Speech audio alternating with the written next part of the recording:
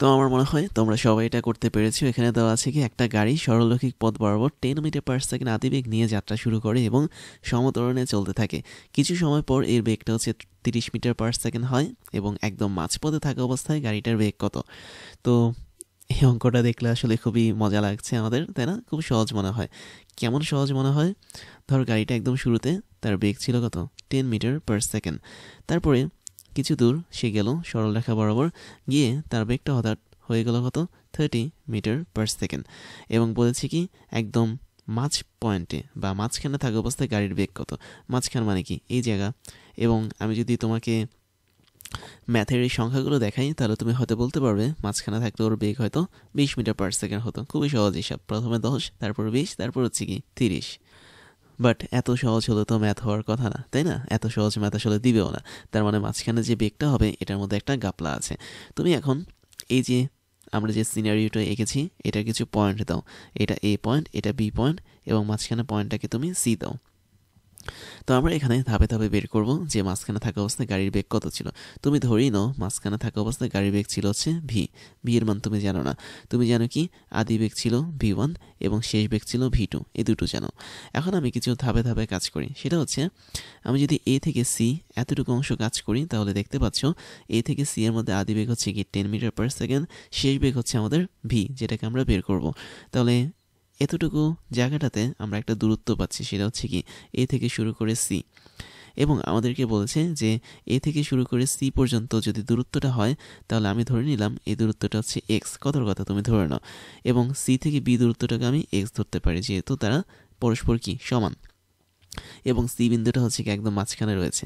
তাই আমি বলতে পারি এ থেকে সি এর জন্য আমি যদি কোনো একটা বস্তু নিয়ে যাই তাহলে বস্তুর বা ওই মানে কণার যেই গতি সূত্রটা হবে সেটা হচ্ছে কি V square is equal to V naught square plus হচ্ছে 2 × a × s হবে। খেয়াল করে দেখো এটাই আমাদের হওয়ার কথা। এবং তোমাদের সুবিধার জন্য আমি এটাকে এক্স না দিয়ে এস দিয়ে দিই, তাহলে আমাদের সবচেয়ে ভালো হবে, বুঝতে পারবা এখন। তাহলে এ থেকে সি এর জন্য আমি দেখতে পাচ্ছি আদি বিন্দু এ, শেষ বিন্দু হচ্ছে সি। তাহলে ভি স্কোয়ার যেটা সেটা হচ্ছে কি মিডল পয়েন্টে থাকা অবস্থায় বেগ, বা বস্তুটা এ থেকে বি এর একদম মিডলে যখন যাবে তখন তার বেগের মান। ভি নট যেটা সেটা কত ছিল আমি দেখতে পাচ্ছি 10 মিটার পার সেকেন্ড, মানে মিটার পার সেকেন্ড। তাহলে 10 স্কোয়ার এখানে দেবো 2 × a × s। এর মানটা কি এখানে আছে? এর মানটা কিন্তু এখানে নাই। এস এর মানটাও কি আছে? এস এর মানটা আমাদের এখানে কিন্তু নাই। তার মানে এটা যা আছে তাই থাক।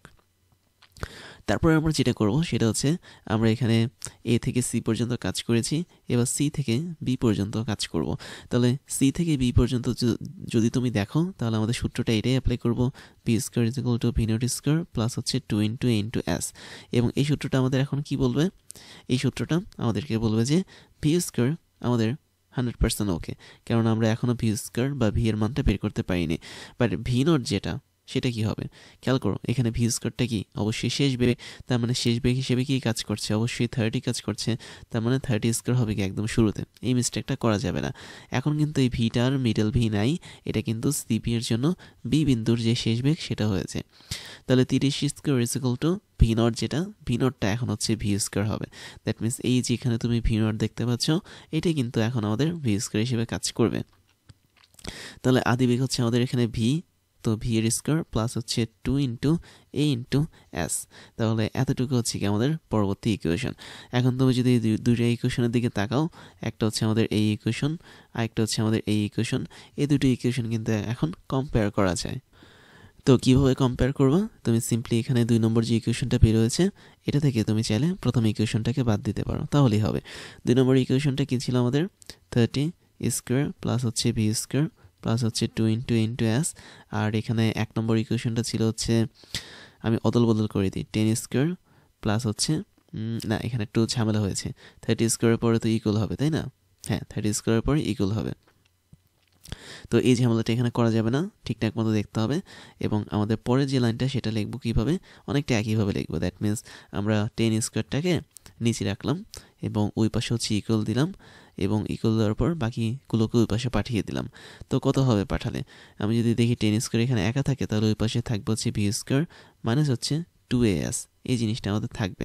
এবং এই জিনিসটাকে আমরা এখন কি করব? বিয়োগ করে দিব। আচ্ছা, এখানে বিয়োগ করলে কিন্তু আসলে কাটাকাটি যাবে না কিছুই, তাই আমরা বুদ্ধিমানের মতো একটা কাজ করতে পারি, এই দুইটা অংশকে ইচ্ছা করলে যোগ করতে পারি, তাহলে কিন্তু অনেক কিছু কাটাকাটি যায়, যেমন -2as + 2s কাটাকাটি যায়, আর তেমন কিছু কিন্তু কাটা যায় না। তাহলে আমাদের এখানে থাকছে হচ্ছে 30 স্কোয়ার প্লাস হচ্ছে 40 স্কোয়ার, মানে না 40 10 স্কোয়ার, আর এখানে থাকছে হচ্ছে 2v স্কোয়ার, যেহেতু আমরা যোগ করেছি তাই 2v স্কোয়ার এখানে কাজ করবে। তো আলটিমেটলি এখানে 3 তিরিকা 9 আর হচ্ছে 10 10 100, তো সেটা হচ্ছে 1000, 1000কে 2 দিয়ে ভাগ করলে হয় হচ্ছে 5, তার মানে ভি স্কোয়ার মান হচ্ছে আমাদের 500, এবং এই 500টাকে তুমি যদি রুট করো যেটা পাবে সেটা হচ্ছে কি আমাদের ভি এর মানটা। তো আমি ঠিক মতো লিখি, ভি স্কোয়ার ইকুয়াল টু 500, তার মানে ভি এর মানটা হচ্ছে কি √500। তো √, যদি আমি 500 করি তাহলে কত আসার কথা, 500টাকে ভাঙাও তাহলেই তো হয়ে যাচ্ছে। 500টাকে যদি ভাঙাই ভি এর মানটা কত হবে, √500 মানে হচ্ছে কি 5 × 100, আর তুমি যদি 100কে √, করো 10 আসবে, আর 5 হচ্ছে √, হিসেবে থাকবে। তো এত মিটার পার সেকেন্ড হচ্ছে কি আমাদের এখানে ভি এর মান। তাই এই গাড়িটা যাত্রাপথে আমরা যতই মনে করি না কেন, একদম মাঝখানে থাকা অবস্থায় ওর বেগটা ছিল হচ্ছে 20 মিটার পার সেকেন্ড, এটা কিন্তু আসলে কোনো কাজ করবে না। আমাদের হিসাব করে বের করতে হবে কি ওর বেগ হচ্ছে 10√5 মিটার পার সেকেন্ড। তাই যদি হয় তাহলে আমরা আরও একটা চ্যালেঞ্জ দেখে ফেলি, সেটা হচ্ছে এটা। তোমরা ভিডিওটা পজ করে ট্রাই করতে থাকো এটা করার জন্য, তারপর তোমাদের সাথে সাথে আমরা এটা সলভ করে ফেলবো।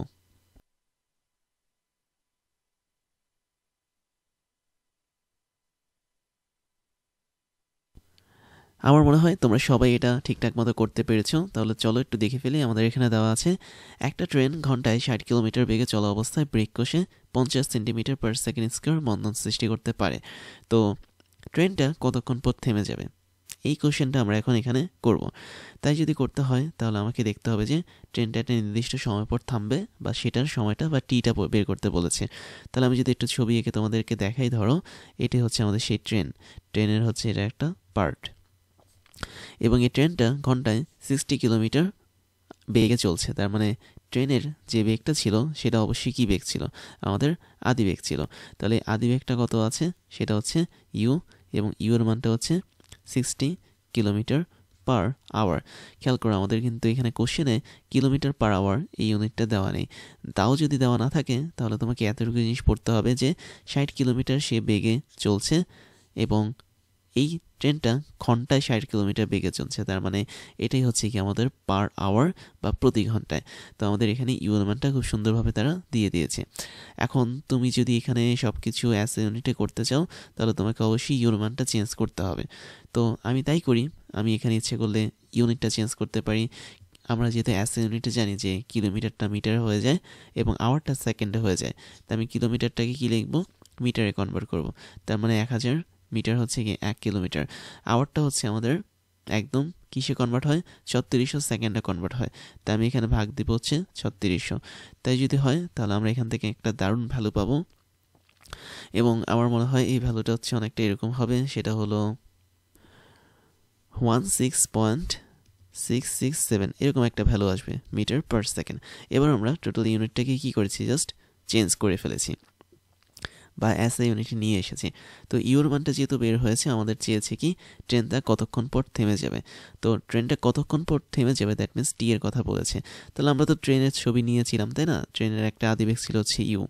এখন এই আদিবেগটা পরবর্তীতে কি করলো, আমাদের ট্রেনটা একটা নির্দিষ্ট দূরে গেল, এবং এখানে দেওয়া আছে একটা ট্রেন ঘন্টায় 60 কিলোমিটার পার মানে আওয়ার বেগে চলছে। তার মানে এই ইউ এর মানটা আমরা এখন 60 কিলোমিটার পার আওয়ারের বদলে 16.67 কিলোমিটার পার সেকেন্ড নিয়ে করব। এটা অবশ্যই করতে হবে, কেননা এটা হচ্ছে কি আমাদের one kind of SI unit. তো তোমরা কোশ্চেনে যেটাই দেখো না কেন এসআই ইউনিটে কনভার্ট করে ফেলবে। তো আমাদের এখন টার্গেট হচ্ছে কি, যে এই অবস্থা যখন চলছে সে হুট করে তার ব্রেকটা কষে গেল। তো ব্রেকটা কষার ফলে কি হয়েছে, আমাদের এখানে একটা মন্দন সৃষ্টি হয়েছে। তো মন্দনের মানটা হচ্ছে কত, 50 সেন্টিমিটার পার সেকেন্ড স্কোয়ার দেওয়া। তাহলে মন্দনটাকে এ দিয়ে প্রকাশ করা হয়। এখন তুমি যদি 50 সেন্টিমিটার পার সেকেন্ড স্কোয়ারকে কী দিয়ে ভাগ করবে, এখানে তুমি এখানে ইচ্ছে করলে এটাকে 100 দিয়ে ভাগ করতে পারো, রাইট। 100 দিয়ে ভাগ করলে তখন কি হবে, আমাদের এখানে মিটার পার সেকেন্ড স্কোয়ার চলে আসবে, সেন্টিমিটার জিনিসটা আর আসবে না। কেননা আমরা এখানে সবগুলো যেহেতু এসআই ইউনিটে করব, তাই সেন্টিমিটার পার স্কোয়ার এটাকে রাখবো না। তাই যদি হয় তাহলে এটার মান আসবে হচ্ছে 0.5 মিটার পার সেকেন্ড স্কোয়ার, এবং এটাই হচ্ছে কি আমাদের ত্বরণের মান। তো আমরা এখন এটা যেহেতু বন্ধন সৃষ্টি হবে, বন্ধনের মান যেহেতু জানলাম, আমরা এখন একটা সূত্র অ্যাপ্লাই করতে পারি। সেটা হচ্ছে কীরকম সূত্র, যে তুমি দেখতে পাচ্ছ এখানে সূত্রটা অনেকটা এরকম। এখন এখানে আরেকটা বিষয় দেখতে হবে, সেটা হচ্ছে ট্রেনটি কতক্ষণ পর থেমে যাবে, তাই না? থেমে যাওয়ার কথা বলেছে, তার মানে শেষ বেগের মান কী হবে? 0। এটা আমাদের ধরতে হবে। তো শেষ বেগ যদি আমাদের 0 হয়ে যায় এবং থেমে যাওয়ার কথাটা যেহেতু বলা হয়েছে, তাই আমরা এখান থেকে একটা সূত্র অ্যাপ্লাই করতে পারবো। সূত্রটা হচ্ছে অনেকটা এরকম, যে শেষ বেগ ইজ ইকুয়াল টু আদি বেগ প্লাস এটি। আমরা এরকম সূত্র অনেক দেখেছি, যে শেষ বেগ ইজ ইকুয়াল টু আদি বেগ প্লাস হচ্ছে ত্বরণ গুণন হচ্ছে কি সময়।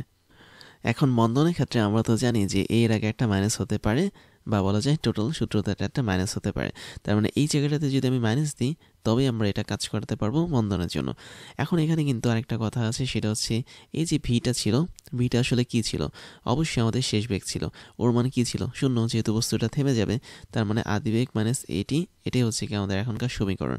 তো এখান থেকে আমরা যেটা করতে পারি, সেটা হচ্ছে আমরা চাইলে এটিকে এক পাশে নিতে পারি, ভি নটকে আরেক পাশে নিতে পারি, এবং এই ক্ষেত্রে আমরা টিকে এক পাশে রেখে ভি নটকে আমি এ দিয়ে ভাগ করতে পারি। এখন ভি নটটা হচ্ছে কি আদিবেগ, এই হচ্ছে কি আমাদের ত্বরণ, আর আমরা এর মানও বের করেছি, আদিবেগ ইউ এর মানও বের করেছি। তুমি সিম্পলি এখানে তাদের মানগুলো বসিয়ে দেবে। ভি নটের মান হচ্ছে 16.667, তারপর হচ্ছে সামথিং, আর নিচে এর যে মানটা বের হচ্ছে 0.5 মিটার পার সেকেন্ড স্কোয়ার। তাই যদি হয়ে থাকে, তাহলে এটাকে আমরা অ্যান্সার হিসেবে ধরতে পারি। তো এটাকে আমি যদি ক্যালকুলেটরে করি, আমি এখানে যা পাবো সেটা হচ্ছে 33.33 সেকেন্ড।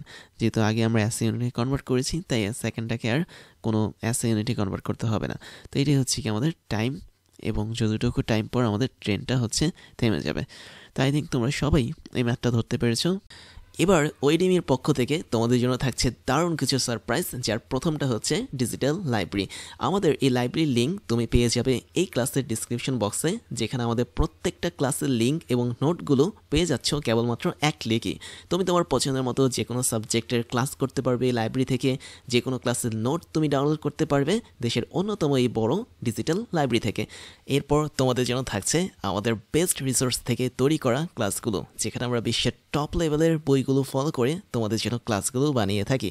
সেই সাথে আমাদের অনেকগুলো অফিসিয়াল বই আছে, যার মধ্যে হাজারো প্রবলেমগুলো নিয়ে আমরা তোমাদের জন্য ক্রাশ চ্যালেঞ্জগুলো বানাই, যেগুলো আমরা ধরে ধরে তোমাদেরকে সলভ করাই। তারপরে তোমাদের জন্য থাকছে হচ্ছে আমাদের পেইড কোর্সের সুযোগ, যেখানে তোমরা ফ্রি ক্লাসগুলোতে এত পরিমাণ সুযোগ পাচ্ছ, এবং সেখানে পেইড কোর্সগুলো তোমাদের জন্য, তোমাদের প্রিপারেশনের জন্য অনেক বেশি পরিমাণ ইম্পর্টেন্ট, যেগুলো তোমাদের প্রিপারেশনগুলোকে এক্সট্রা একটা লেভেলে নিয়ে যাবে। আমাদের পেইড কোর্সগুলো সম্পর্কে ডিটেলস জানার জন্য তোমরা আমাদের এই ক্লাসের ডিসক্রিপশন বক্সে যেতে পারো। সেখানে আমাদের অফিসিয়াল ওয়েবসাইটের লিঙ্ক পেয়ে যাবে, এবং সেখানে গিয়ে তোমরা জানতে পারবে আমরা বছরের কোন সময়টাতে কোন ধরনের কোর্সগুলো রানিং করাচ্ছি, এবং কোন ধরনের কোর্সগুলো আমরা পরবর্তীতে লঞ্চ করব। এরপরে তোমাদের জন্য থাকছে আমাদের স্টুডেন্ট কমিউনিটি। তোমরা সেখানে জয়েন করতে পারো। আমাদের অফিসিয়াল ফেসবুক পেজের লিঙ্ক হচ্ছে facebook.com/oedemy, এবং তোমরা চাইলে আমাদের ফেসবুক গ্রুপেও জয়েন করতে পারো। গ্রুপের লিঙ্ক হচ্ছে facebook.com/groups/oedemy। তারপর তোমাদের জন্য থাকছে আমাদের ক্লাস এবং কোর্স নিয়ে সমস্ত আপডেট খবর জানার প্রসেস। তার জন্য তোমাকে জয়েন করতে হবে আমাদের টেলিগ্রাম চ্যানেলে, এবং আমাদের টেলিগ্রাম চ্যানেলের লিঙ্ক হচ্ছে t.me/oedemy। এখানে জয়েন করলে তোমরা আমাদের প্রতিদিনের ক্লাসের খবরগুলো পেয়ে যাবে। কোন দিন কোন কোর্সটা আমরা লঞ্চ করছি, কোন কোর্সটা বর্তমানে রানিং আছে, কোন কোর্সটাতে তুমি ভর্তি হতে পারবে, সমস্ত ধরনের খবর তোমরা জেনে যাবে আমাদের এই টেলিগ্রাম চ্যানেল থেকে। তাহলে এখনই জয়েন করে ফেলো t.me/oedemy এখানে গিয়ে। এবার আমি তোমাদেরকে আমার পরিচয়টা জানাচ্ছি। আমি হচ্ছি ইমতিয়াজ, ওয়েডেমি সহ ক্রাশ ইঞ্জিনিয়ারিং এবং টকডেমির ফাউন্ডার হিসেবে কাজ করছি, যেখানে ওয়েডেমিতে আমি স্কুল এবং কলেজ লেভেলের স্টুডেন্টদেরকে পড়াই, ক্রাশ ইঞ্জিনিয়ারিংয়ে আমি ইঞ্জিনিয়ারিং লেভেলের স্টুডেন্টদেরকে পড়িয়ে থাকি, এবং টকডেমিতে মেডিকেল সায়েন্সের স্টুডেন্টদেরকে পড়িয়ে থাকি। সেই সাথে আমি বিগত 10 বছর ধরে 5 লাখেরও বেশি স্টুডেন্টদেরকে অনলাইন এবং অফলাইনে পড়িয়েছি। আমার এডুকেশনাল ব্যাকগ্রাউন্ড হচ্ছে বিএসসি কমপ্লিট করেছি ইলেকট্রিক্যাল অ্যান্ড ইলেকট্রনিক ইঞ্জিনিয়ারিং নিয়ে, এমএসসি কমপ্লিট করেছি বায়োমেডিক্যাল ইঞ্জিনিয়ারিং নিয়ে, এবং বর্তমানে একটা ইউনিভার্সিটিতে লেকচার হিসেবে কাজ করে যাচ্ছি।